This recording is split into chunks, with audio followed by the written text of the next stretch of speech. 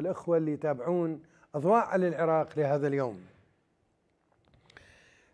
من العاصمة الحبيبة بغداد يسعدني أن أستضيف الناشط المدني الأستاذ علي صاحب لنتحدث سوية عن الحراك المدني والحراك الجماهيري اللي موجود ليس فقط في العاصمة وإنما في كثير من المحافظات، لكن الحملة الجديدة التي انطلقت والتي حملت عنوان لا تسرق صوتي.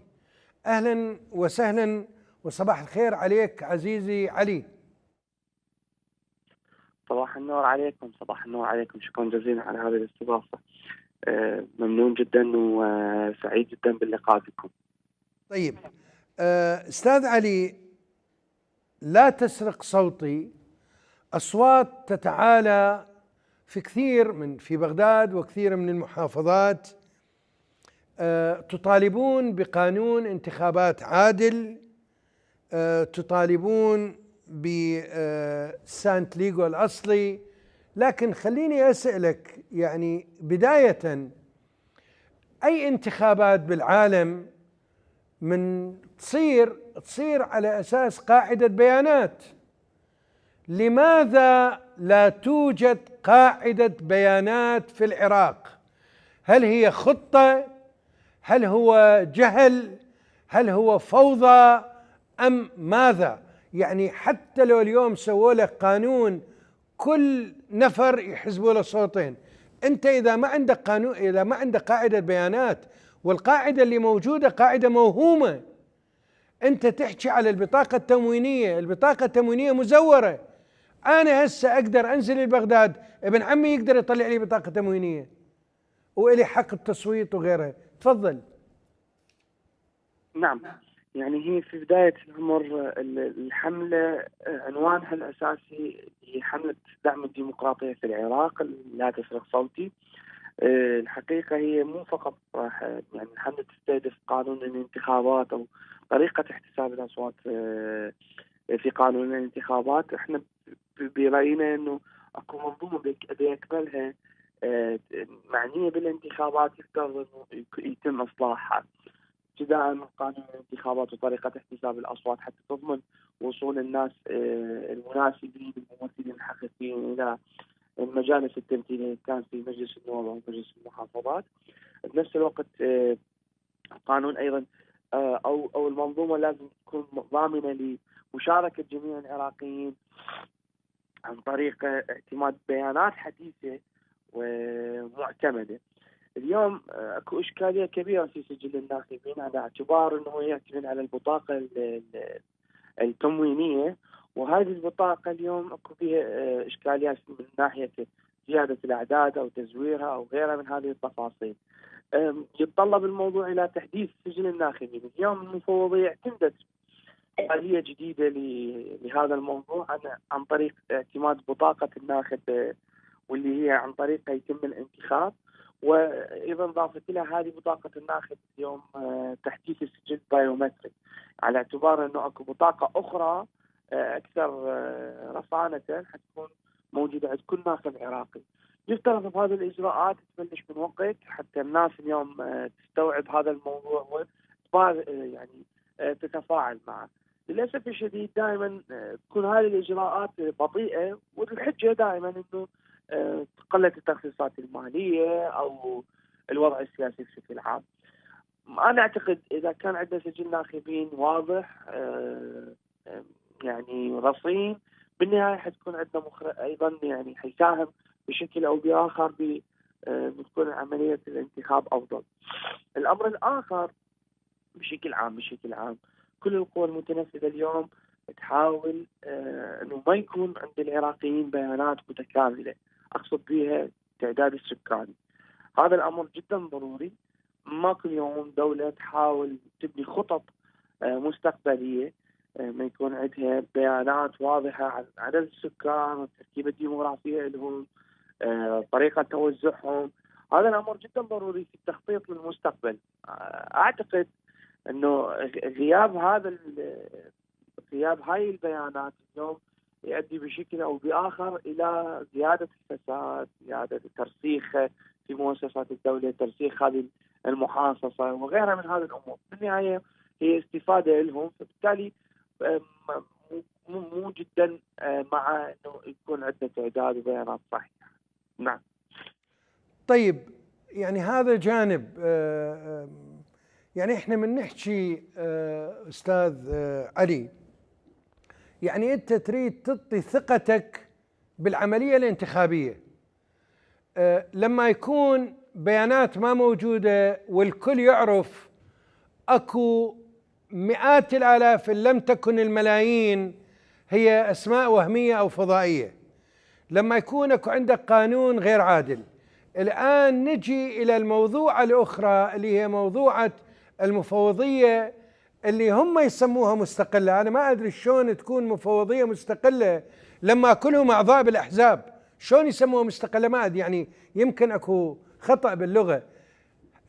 الحديث عن المفوضية وأصرارهم أن تكون المفوضية من الأحزاب ألا يسحب الثقة من مصداقية هذه الانتخابات؟ ألا تعتبر مهزلة أمام العالم على العراقيين بأن هاي النماذج هي نماذج منتخبة بماذا؟ تفضل. اي نعم، يعني بالتاكيد هذه كلها عوامل اليوم تقلل من اهميه العمليه الانتخابيه، وبالتالي تقلل من اهميه انه عمليه تداول السلم للسلطه. في النهايه المواطن يفقد ثقته بهذه الاطر الديمقراطيه، وممكن ما يشارك، ممكن ما يتفاعل بشكل جيد معها. يعني اليوم مجلس النواب فشل في اكثر من مره في تمرير قائمة مجلس المفوضين الجديدة. وأعتقد قبل يومين كان بالتحالف زملائنا ونواب التحالف المدني الديمقراطي مؤتمر صحفي أطلقوا بتصريح أنا أعتقد جدا مهم، على اعتبار المترصدين كانوا في الفترات الماضية يتحدثون عن دعم الأمم المتحدة لعمل لجنة اختيار مجلس المفوضين. نواب التحالف المدني استفسروا من الأمم المتحدة، والأمم المتحدة كانت صريحة جدا لأنه هي ما تدعم هذه قائمة المرشحين، أو ما تدعم طريقة اختيار المرشحين عن طريق الأحزاب أو هم منتمين إلى أحزاب. أعتقد نظام المحافظة اليوم وصل إلى مرحلة جدا متطورة. نظام المحافظة اليوم أصبح بكل مؤسسات الدولة بضمنها يعني مفوضية الانتخابات. كيف أنت تريد تدير عملية انتخابية في وقت الأشخاص المسؤولين عن هذه العملية هم منتمين إلى أحزاب مختلفة؟ احنا كانت عندنا إشكاليات كبيرة في الانتخابات الماضية، لأنه المفوضية بالأساس كانت أيضا كل اللي موجودين بها هم منتمين إلى أحزاب. الحجة بأنهم هذول ممثلين لكيانات أو ممثلين لمكونات الشعب العراقي، ولكن اليوم عمليا على أرض الواقع هم مو ممثلين لكيانات أو مكونات الشعب العراقي، هم ممثلين لأحزاب معروفة متمسكة بالسلطة من 2003 حتى اليوم. هذا يخلينا احنا اليوم كنشطاء مدنيين نصارع من اجل انه ما يمررون هؤلاء. يعني احنا من فتره طويله جدا طالبنا بانه احنا نكون جزء من عمليه اختيار هذه مجلس المفوضين، جزء من عمليه يعني فرز الاسماء، جزء من عمليه المقابلات اللي تجري مع الاشخاص. بالنهايه دائما يحاولون يبعدون كل الأنظار عن عملية الاختيار وهم من يقوم بهذه العملية. وأنا أعتقد هذا اليوم ما عادت مقبولة، لا عند اليوم عند النشطاء ولا عند المواطن البسيط. بالنهاية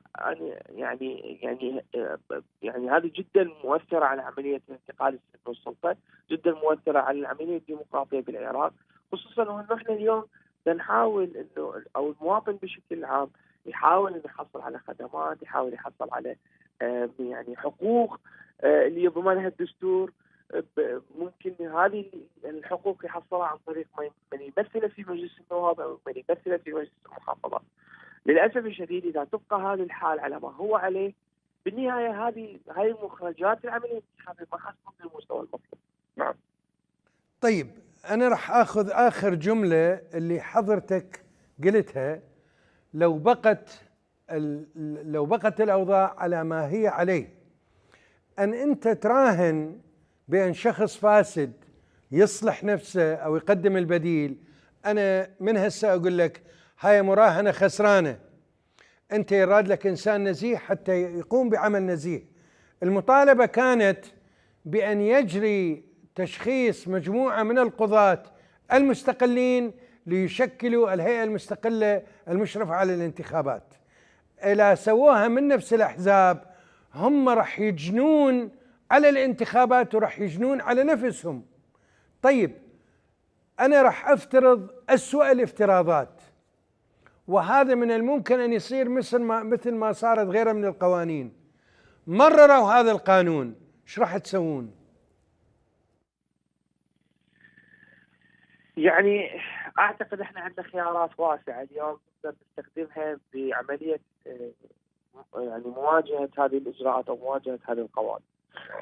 يعني وهذه اليوم نجحنا فيها في المره الماضيه، نجحنا فيها في اطلاق الحمله بال 2013 او بال 2012 من اطلقنا الحمله في المره الاولى، وكانت ايضا لمواجهه قانون الانتخابات وفي وقتها على تشكيل مفوضيه الانتخابات، ونجحنا بانه نكشف الدعوه القضائيه من المحكمه الاتحاديه.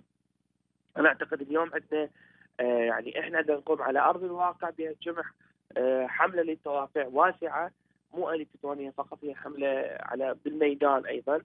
بالايام الجايه حتبين نتائجها، حتبين التفصيلات اللي ممكن بدنا نشتغل عليها. اكو خيار اخر هو خيار يعني خيار رفع الدعوه القضائيه بالمحكمه الاتحاديه. نعتقد هذا الخيار موجود، لانه عموم ما يجري اليوم من عمليه الاختيار او ما يحاول مجلس النواب وتشريعه من قانون الانتخابات هي مخالفات للدستور العراقي، وبالتالي احنا عندنا حجه قويه ومن الممكن انه كسب الدعوه القضائيه، وهذا ما يتلمس خطورته اعضاء مجلس النواب، وبالتالي هم يحاولون اليوم مد الوقت او ايصال عمليه التشريع مطها الى ابعد الحدود قبيل الانتخابات، يعني يتم تشريع القانون واقراره في مجلس النواب حتى ما يعطينا هذا الوقت الكافي لرفع الدعوه القضائيه. اعتقد هذه هم محسبين لها حساب، وهذا ما دا يجري على ارض الواقع. ومع هذا احنا متمسكين بهذا الخيار. الامر الاخر مع وجود مع كل تحفظنا على اداء مجلس النواب، ولكن اليوم اكو عدد لا بأس فيه من القوى كما نسميها الصغيرة، كما يسموها المتنفذين انه هي صغيرة. اليوم تعارض قانون الانتخابات ايضا، وتعارض عملية اختيار مجلس المفوضين على اعتبار انها اساسات حزبية او غيرها. انا اعتقد هذول ايضا ممكن يعني احنا نجذبهم الى الساحة اللي بدنا نشتغل عليها من عملية مواجهة هذا القانون او مواجهة عملية اختيار مجلس المفوضين. أنا بس أريد أعقب على موضوع اختيار القضاة.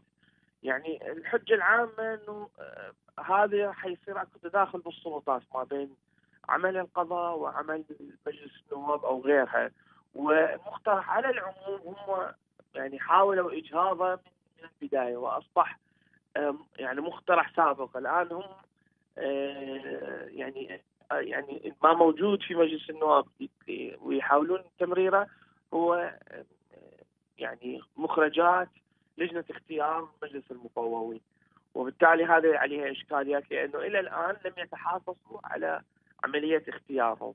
في آخر جلسة برلمانية ما قدر رئيس مجلس النواب يعني جذب النواب وجعلهم للتصويت او جمعهم للتصويت على مجلس المفوضين. يعني اعتقد بالنهايه الامر عندنا خيارات واسعه لاستخدامها. لا ننسى احنا اكو حراك شعبي من سنتين كاملات يحاول ايضا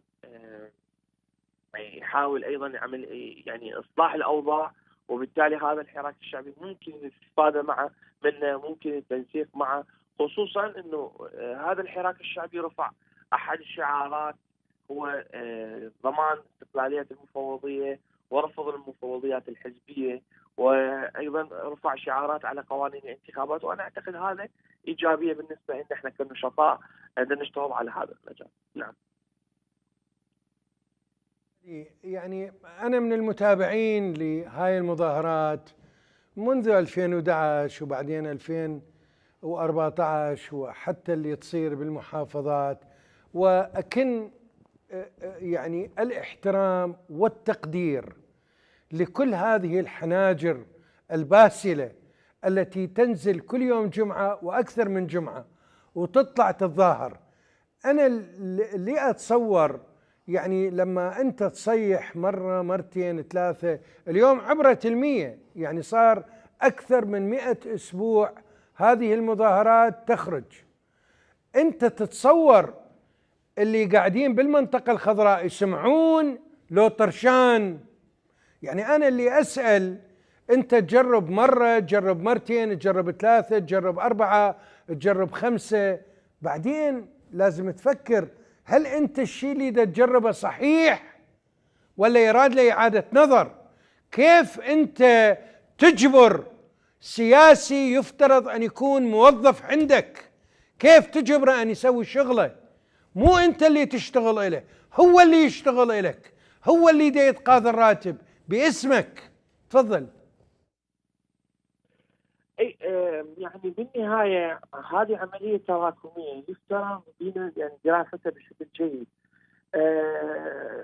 التظاهرات او الحراك الاحتجاجي هو اليوم مو وليد 2015 يعني في 31 تموز، الى تراكمات سابقه قبل 2011 25 شباط اكو قبلها كانت عديد من التظاهرات اللي طلعت على الخدمات في عدد من المحافظات، توجت في 2011 ب 25 شباط في ظل هذا الحراك الاجتماعي اللي شهدته المنطقه، وهذا ايضا الى تراكمات اخرى في يعني بال 2013 لما طلعت الناس والجماهير على موضوع رواتب التقاعديه للبرلمانيين، مع 2015 وهكذا.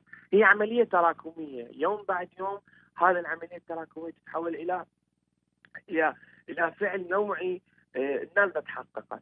اليوم على رغم قله وعلى رغم طول فتره هذا الحراك، ولكن هو اليوم حراك مؤثر. المواطن البسيط ممكن نتلمس اثره، بس احنا كنشطاء كسياسيين غيرنا بنتلمس اثره. الامر الاخر هو الحراك اللي ما مختصر ترى بس على يوم الجمعه، الحراك اليوم بياخذ اشكال مختلفه. ليش احنا اللي نسويه من حمله هو مو حراك احتجاجي، وبالنهايه حراك احتجاجي. احنا نحاول ايضا نحتاج ولكن بطريقه اخرى تختلف عن عمليه التظاهر. الامر الاخر هذا اليوم النشاط المدني بشكل عام على كثير من الامور هو شكل من اشكال الحراك الاحتجاجي. اليوم عدد كبير من المواطنين في مختلف مناطق بغداد، في مختلف مدن المحافظات، هو ايضا هذا يمارس هذا الفعل الاحتجاجي عن طريق نشره على الفيسبوك، ممكن اكو في بعض الاحيان ظهور بتظاهرات مختلفه. انت اليوم اعطيت ثقافه لكل العراقيين على طريقه الاحتجاج السلمي للمطالبه بالحقوق. اليوم كل الناس اليوم تتحدث عن مطالبتها بحقوقها، انا اعتقد هذا نجاح بالنهايه. الامر الاخر بدا تجاوب المتنفذين مع الحركه الاحتجاجيه. اعتقد هم اليوم هاي الاصوات المتعاليه من 2013 الى الان، او عفوا من 2003 الى الان، المطالبه باصلاح العمليه السياسيه، المطالبه الابتعاد عن نهج المحاصصه، هم ما يستمعون، لان بالنهايه يضر مصالحهم ويحاولون قدر الامكان بكل ما اوتوا من قوه، بكل ما يمتلكون من وسائل الوقوف بوجه القوى المضاده للمحاصصه، القوى المدنيه، حتى ما ينطوها مجال انه تحاول تصلح الاوضاع. فاعتقد هو طريق نضال طويل ما راح ينتهي في يوم وليله او بتحقيق مطلب واحد او باخر. احنا بنطالب باصلاح النظام باكمله، بل نطالب بتوفير خدمات حقيقيه، وهي عمليه يحتاج لها وقت جدا كبير. انا اعتقد اكو اليوم خوف من الحركه الاحتجاجيه بكافه انواعها وبكافه اشكالها، وهذا الخوف اليوم يعبرون عنه بشكل أو بآخر، من ناحية يعني على اعتبار أنه اليوم أيضا هذا الحراك الاحتجاجي أنطى فالتصور عند المواطنين للمطالبة بالدولة المدنية. اليوم هم خلاهم هذا خوفهم يشكلون كتل مدنية، يحاولون يتقربون من الكتل المدنية، وهذا بالنهاية يعني يدل على شيء، يدل على قوة هذا الحراك، قوة هاي القوى المدنية على الرغم أو من قلة عددها، على الرغم من ضعف أدواتها وغيرها، ولكن هي لها تأثير ممكن كبير داخل نفوس العراقيين وعلى القوى المتمثلة. نعم. طيب أستاذ علي، أنا ما راح أمتحنك، لكن راح أفترض قانون فيزيائي يقول التراكم الكمي يؤدي إلى تغيير نوعي. ألا تعتقد بأن المسؤولين بالأحزاب الحاكمة اللي موجودة في بغداد وفي أربيل، ألا تعتقد أنهم بعدم استجابتهم لمطالب الناس يغامرون بفكرة التبادل السلمي للسلطة ويدفعون الناس إلى إيجاد بدائل ربما تكون هذه البدائل مصبوغة باللون الأحمر؟ تفضل. يعني هم بالنهاية الناس مو ديمقراطيين، لا نتصورهم، هم يمارسون عملية الديمقراطية للوصول إلى السلطة، هم يمارسون هذا الفعل، هم ناس بداخلهم مؤمنين بالأطر الديمقراطية، وبالنهاية هم أيضا من جدا مهم بالنسبة لهم أنه توصل الأوضاع إلى مرحلة الفوضى، توصل الأوضاع إلى أن تأجل الانتخابات. لا ننغر بالتصريحات اللي يطلع بها المسؤول الفلاني أو الحزبي الفلاني من هذه الكتل. هم بالنهاية يهمهم أنه تتأجل العملية الانتخابية، يهمهم أن المواطنين لا يروحون إلى كمان الاستراء والإبداع بأصواتهم. هذا جدا مهم لهم، لأنه هذا أحد الوسائل الأساسية لاستمرارهم بالسلطة. أنا أعتقد إحنا إذا لازم نوقف ضد هذا الأسلوب، لازم نوقف ضد هذه الممارسة. إحنا لازم ندفع الناس بهذه لا ترادف الاختراع للإبداع بأصواتهم لانتخاب البديل عن ما موجود بالقوم. الناشط المدني علي صاحب، عندك كلمة أخيرة توجهها للمشاهد الكريم. هل هناك من أمل بأن تأخذ حملة لا تسرق صوتي أن تأخذ مداها الحقيقي وأن يتبناها أكثر الناس ضررا بالعراق، لما عندك 35% من العراقيين هم يعيشون تحت خط الفقر؟ وين هذول الناس؟ وين؟ تفضل. نعم، يعني أنا أعتقد إحنا بالنهاية نسعى إلى أن تكون هذه الحملة حملة قوية، على اعتبار إنه نشتغل على يعني عدد من الأنشطة الفعلية على أرض الواقع. عندنا رصيد جدا قوي بالحملة الماضية ونجاح الحملة الماضية، هذا حيدفعنا على أنه احنا نستمر أكثر بالحملة هذه اللي نمارسها حاليا. نتأمل خيرا. بالنهاية عندنا وسائلنا السلمية للتغيير، واحنا يعني واثقين من هذه الوسائل. العمل والتواصل والشغل مع يعني أكبر شريحة ممكنة من العراقيين هو بالنهاية هذا يحمسنا على أنه نأدي دورنا بشكل جيد. يعني أنا أتأمل خيرا، وأعتقد أنه بالمستقبل بالأفق القادم ممكن التغيير حيحصل، ممكن الأوضاع تختلف. نعم. طيب، الناشط المدني علي صاحب من بغداد، أنا ممتن لك. أولا أتمنى لك ولزملائك وزميلاتك كل الموفقية لهذه الحملة المخلصة لا تسرق صوتي. أتمنى النجاح، وللحراك الوطني والمدني في ساحة التحرير وسوح الحرية نتمنى، لأنه ما عندنا غير بديل. هم يريدون يدفعون الناس للدم لأنه ناس مجرمين ما يهمهم الدم، لكن إحنا اللي يهمنا، لأنه اللي يروح بيها هم أبنائنا وأخوتنا وأخواتنا المخلصين. شكرا لك عزيزي، وأتمنى لك الموفقية من جديد. شكرا لكم، شكرا لكم على هذه الاستضافة، أنا ممنون جدا، شكرا لكم. بهذا القدر مشاهدينا الكرام ومتابعي برنامج أضواء على العراق، أودعكم لألتقي معكم يوم الأربعاء القادم حلقة جديدة وضيوف جدد. تصبحون على خير، يصبح العراق ويصبح أهل العراق على ألف خير. مع السلامة.